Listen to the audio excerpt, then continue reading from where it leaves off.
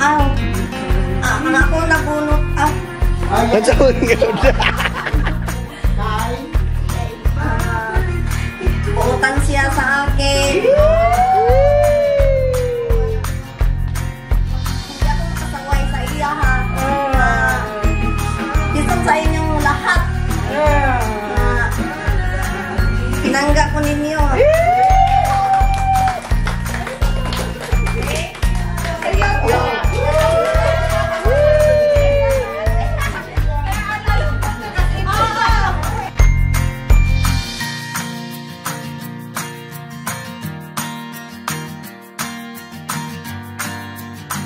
Bakasyon kami, naiwan sila. Isa siya sa naiwan. Bay, sulgan. Ikaw na to. Bay, sulgan. Then, ano pa ba? Kulang siya. Wala lang, hindi nagsasalita.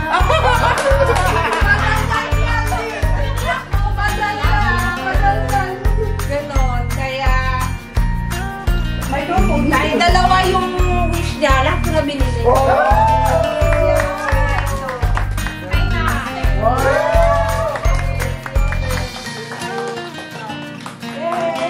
Atras, atras, atras, atras.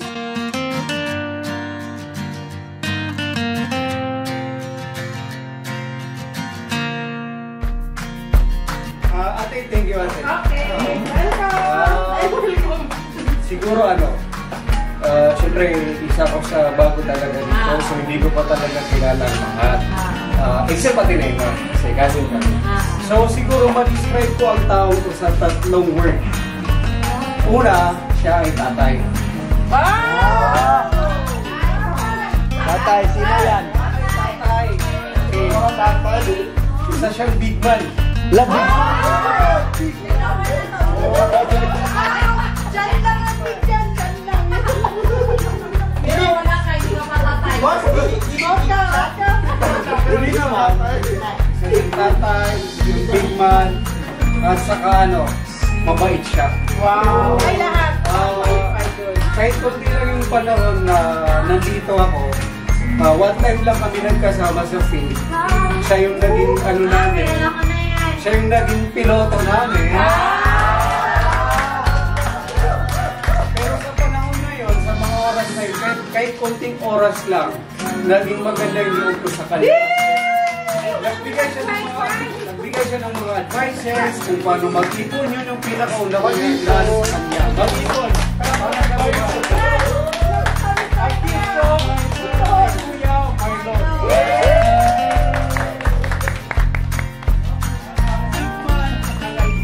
Dawata.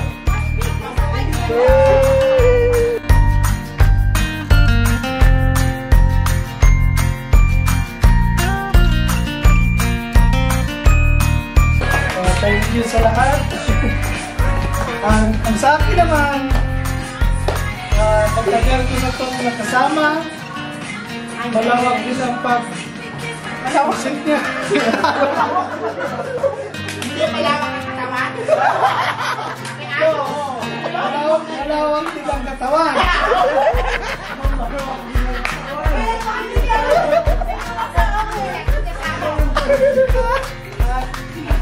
Mabait sa mga kasama.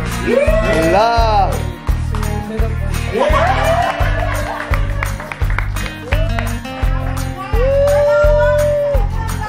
Okay, compress.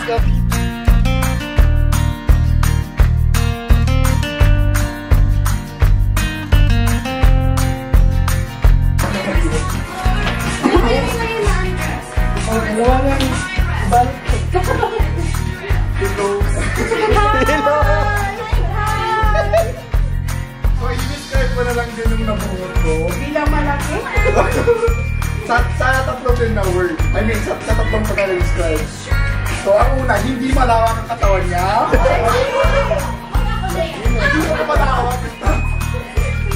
Matagal-tagal ko rin siya nakasama. Kasi siya yung parang nakita ko, isa sa mga pinaka-dedicated dito na nagtatrabaho. Si Ate Juliet. Ang nanay ng kaibigan lang ako.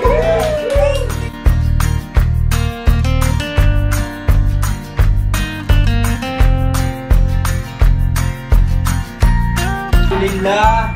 Alam, hindi ka masipon mo siya. Kahapon na naman tanutuan lang. Ay, isang may tanutuan na agawin. Friday, happy Friday. Lusin mo yan. Bismillahirrahmanirrahim. Sana matapusan yan. Madi-describe ko tong bibigyan ko ng gift ng tulad kay Nasir, tatlong karakter. Mabait siya. Wow, love yan. Nanay siya. Wala na ako doon. Alam mo, magiging... Alam kong kailangan doon ng baby niya. Ako na yan. Ate Naima. Hindi mo?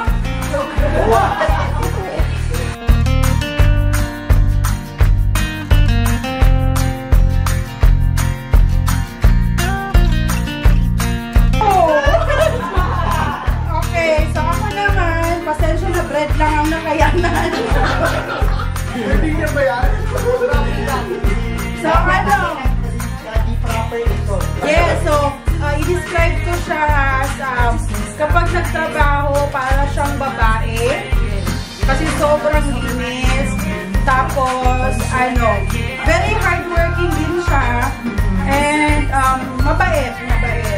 Open siya sa ano, sa mga negative criticism. So ang aking napunot ay of course, wala na, exchange gift tayo.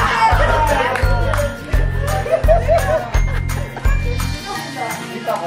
Ito ang totoong exchange gift.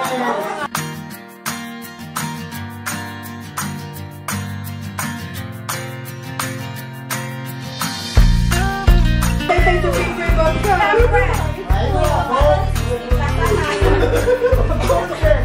Ang napili ko po ay, iba po, since bago lang din po ako dito. Okay na yan. Iyak na yan. Kaya nakikiramdam pa po. Ano? Umiiyak! Parang nakikiramdam pa po ako sa lahat sa inyo kung parang ano ko, welcome or what. Kasi parang di ko po. Go, highlight. As a newbie, parang laging yun ang lahat kano niya-close. Exact comments. Although si Alvic bago din, pero parang niya-socialize din kanya. Itong tao na to, parang niya-feel ako na open arms. Ako niyan tiyanggap sa staff house. Wow! And Kuya Figure. Figure. Big boy, big boy! At saka, ano, na-appreciate ko siya kasi yung mga first week ko dito sa office is parang siya lagi yung nag-initiate na magluto for us. Siyempre, big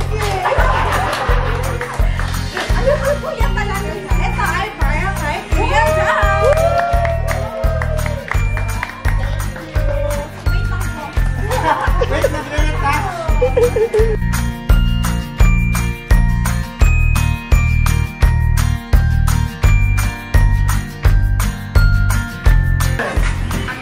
Sige, sa akin, parang mahuhulaan pa ba? Dalawa na lang.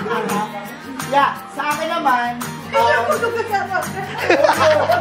pumayag na ako. Okay. Sa akin, gusto ko yung advices na binibigay niya. Wow. Tapos, very matulungin, very assistive. Like, may tumala, pabor, yan. Tatay din, katulad ko. Hindi namin yan kilala. Kaibigan natin lahat. Yes. Tapos talagang maasahan in terms of pag mga experiences sa buhay, may mga nag-share din talaga sa akin. Alam mo ba kung hindi, si Karen Aldur. Ito lang yun naman. Go! Sorry, ang business. Go!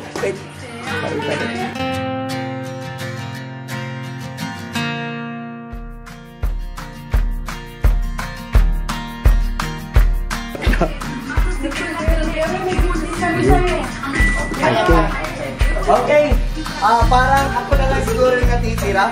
So, ang taong to, alam nyo na naman kung sino yun. Siya lang yung hindi naka-receive. Ang taong to, ang taong to ay isang yaki. Binibigyan namin ng mga payo na sana maging inspiration yung mga payong binibigay namin sa kanya. Bago siya sa atin sa Ideals, pero nakasama na natin siya noon as a volunteer ng ASBC project. So, yung sinasabi nila na talagang nakikita talaga natin yung kanyang hard work sa trabaho dahil nga bago pa.